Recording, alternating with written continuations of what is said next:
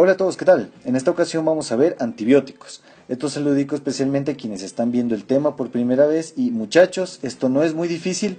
Esto vamos a ver bastante bien clara la clasificación y los mecanismos de acción, así que vamos con el video. Entonces, para entender el tema debemos ver que la bacteria tiene medios de locomoción, tiene una pared celular que puede ser gram positiva o gram negativa. Esto nos interesa mucho para el tratamiento y vamos a ver por qué.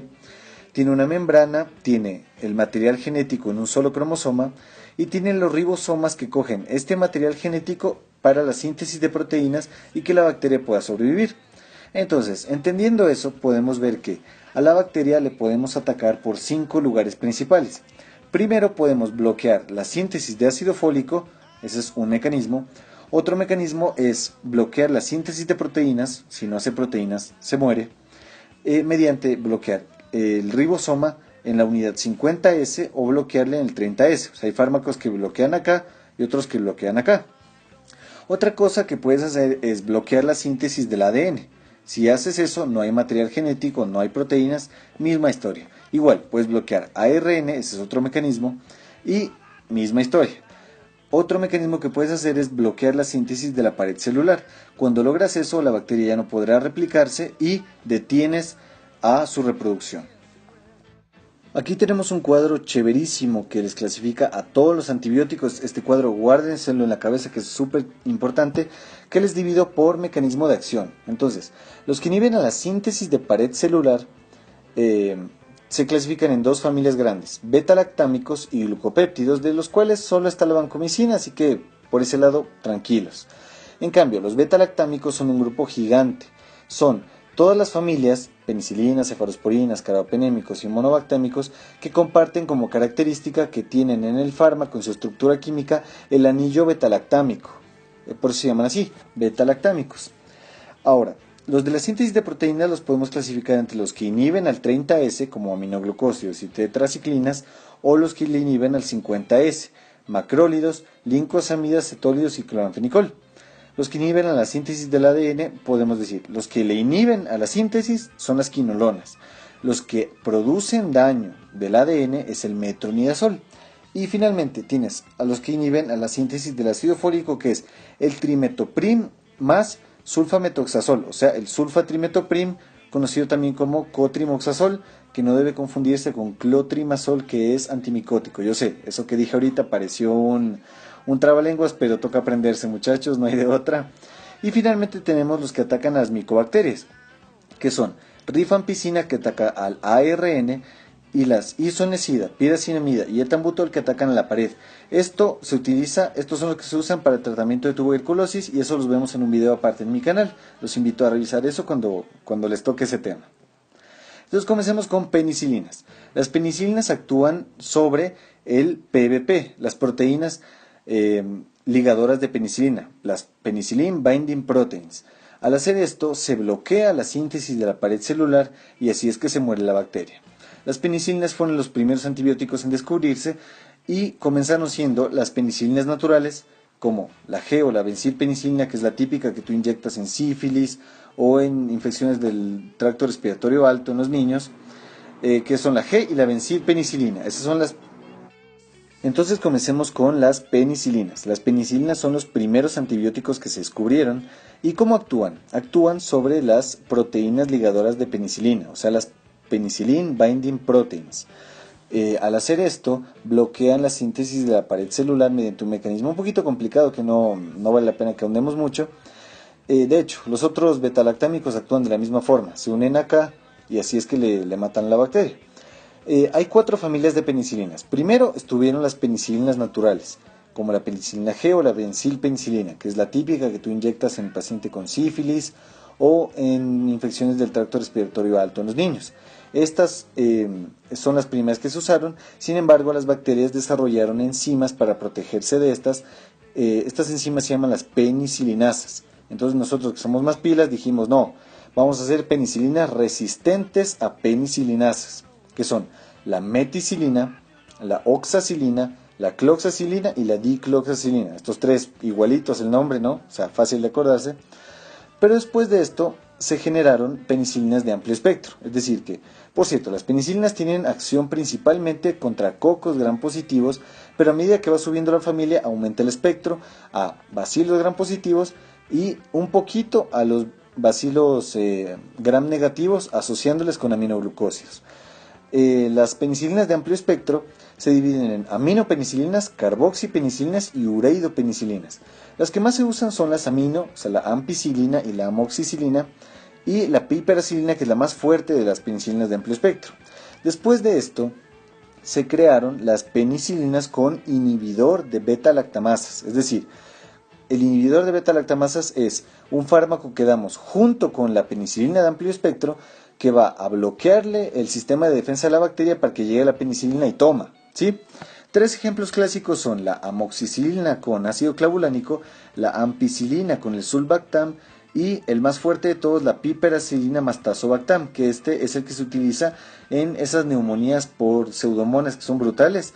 Ahí esta piperacilina se vuelve mucho más fuerte cuando le pones tazobactam.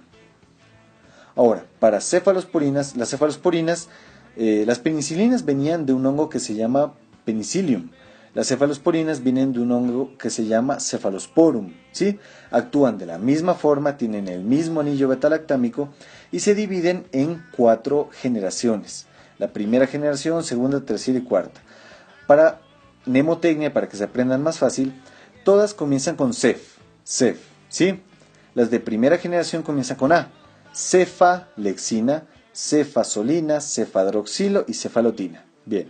Las de segunda generación siguen con el cef más O y U. Por ejemplo, cefoxitina, cefuroxima, cefoxitina. ¿Sí? Excepciones a la regla son el cefaclor y el cefamandol. De la tercera generación tenemos que siguen con T, como ceftriaxona, ceftazidima, y una excepción es la cefotaxima, que esta es muy importante, igual le pongo acá, no importa romper la regla, pero está tocada saberse. Y para la cuarta generación tenemos cefepime y cefpiroma. A medida que va subiendo la generación, aumenta el espectro bacteriano, es decir, la cantidad de bacterias que es capaz de matar. Y las de cuarta generación, que son las más fuertes, solo son de uso intravenoso en el hospital, porque tenemos que monitorear, porque estas matan a bacterias tanto malas como buenas, y tenemos que ver los potenciales efectos adversos en el hospital. Los otros betalactámicos son los carbapenémicos y los monobactámicos.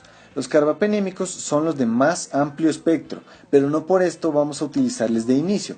Estos solo les guardamos cuando nos enfrentamos contra una bacteria muy fuerte, por ejemplo, las que se usan en casos de BLE, beta-lactamasa de espectro extendido, es decir, bacterias que generan enzimas demasiado fuertes, ahí usamos carbapenémicos.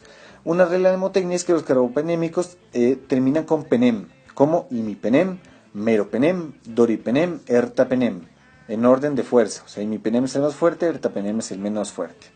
Y de los monobactámicos solo se usa el astreonam, que básicamente, si algo tenemos que, una indicación es en alergia a la penicilina.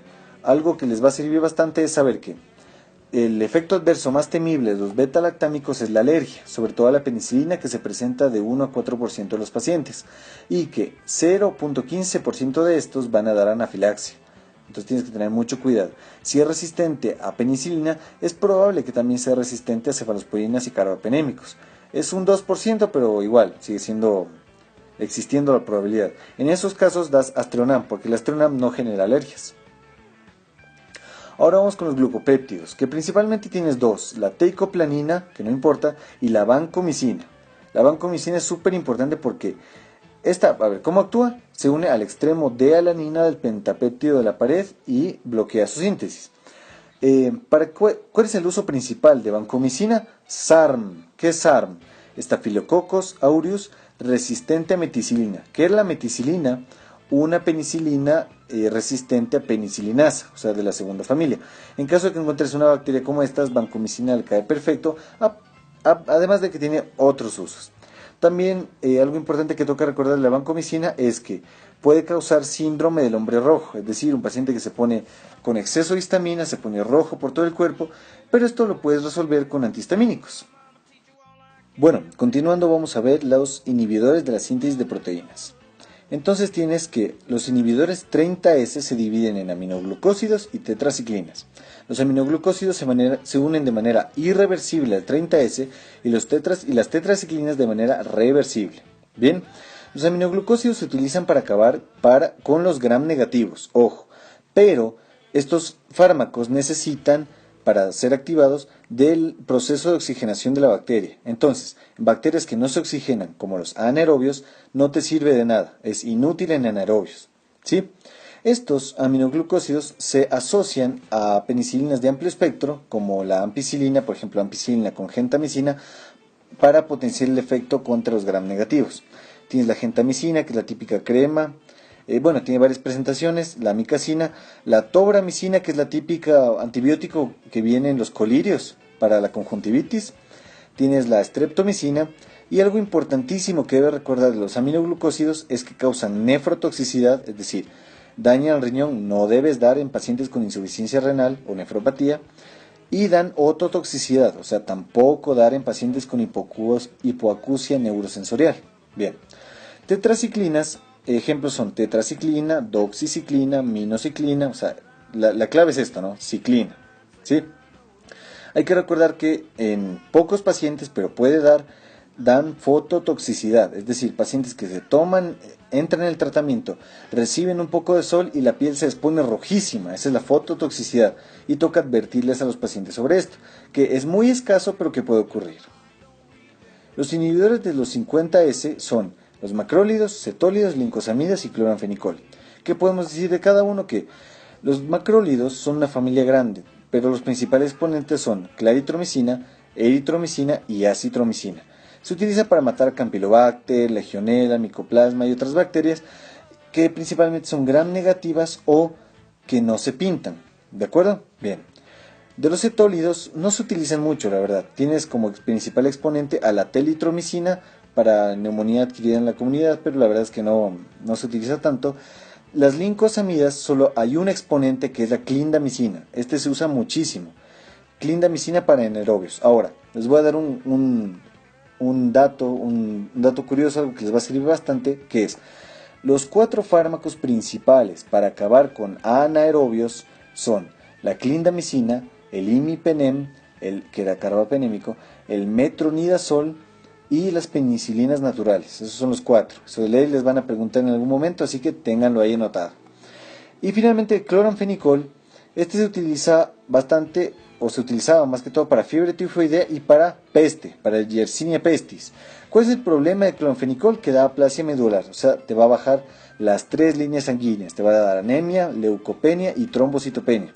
Y es mortal en recién nacido. Nunca cloranfenicol en recién nacido porque dan el síndrome gris, que consiste en que el niño va a entrar en hipoxia, va a entrar en cianosis y se va a morir. Entonces no, jamás en recién nacido. Y que nos está faltando síntesis de ADN, vamos. Para síntesis de ADN tienes a los inhibidores de la síntesis y a los que dañan. Los que dañan son metronidazol y quien inhibe la síntesis son las quinolonas. Estas son fármacos que tienen muy amplio espectro, o sea, esos te matan a todos. ¿Cuál es el problema? Que matan tanto bacterias buenas como malas, malas como buenas. Y eso te puede dar repercusiones, así que son fármacos que se usan con precaución. No hay que dar en el embarazo porque son fármacos de grupo D, según la FDA. ¿Y cómo actúan? Inhiben a la ADN girasa y haciendo esto impiden la síntesis de ADN y por consiguiente la bacteria se muere. ¿Cuál es la clave para recordar el nombre de estas? Floxacina, ciprofloxacina, levofloxacina o floxacina, gatifloxacina. Sencillo. El metronidazol daña el ADN, pero solamente en condiciones de anaerobiosis, es decir, metronidazol para anaerobios. Igual te sirve bastante para parásitos. O sea, el metronidazol se utiliza tanto para bacterias como para parásitos según los casos especiales. ¿De acuerdo? ¿Qué hay que tener en cuenta? El metronidazol es que da un tratamiento muy molesto. O sea, da una percepción de sabor metálico y un efecto antabús o efecto disulfiram. ¿Qué es esto? Que si tú consumes alcohol con metronidazol te hace pedazos. Ese te hace pedazos. Te da unos síntomas gastrointestinales terribles. Y finalmente vamos a ver síntesis de ácido fólico. Estos 4 de tuberculosis los vamos a ver en otro video. Y principalmente, como dijimos, cotrimoxazol, que es la unión de ¿Cuáles eran? El sulfametoxazol y trimetoprim. Si ven, esto es una ensalada de frutas, mejor decir cotrimoxazol, que interfiere con la síntesis de ácido fólico de la bacteria. Se utiliza para infecciones de vías urinarias, pero no es la primera opción, ni tampoco primera opción para infecciones respiratorias altas y otros usos. ¿Qué debes tener en cuenta? Que las reacciones adversas a medicamentos se presentan más en pacientes con VIH. En ellos vas a encontrar reacciones cutáneas, hiperpotasemia, neutropenia, o sea, estos tres principales en pacientes con VIH, así que en ellos no les des cotrimoxazol. Y también puede generar kernicterus, o sea, un síndrome con ictericia en el recién nacido. Y eso, muchachos, yo sé que el video salió muy largo, pero créanme, antibióticos es un tema gigantesco. Vimos la clasificación y lo más importante, y espero que les vaya muy bien en sus estudios. Por favor, déjenme en la descripción de este video, o sea, en los comentarios, si les quedó alguna duda y si les puedo ayudar con otra cosa. Que les vaya muy bien.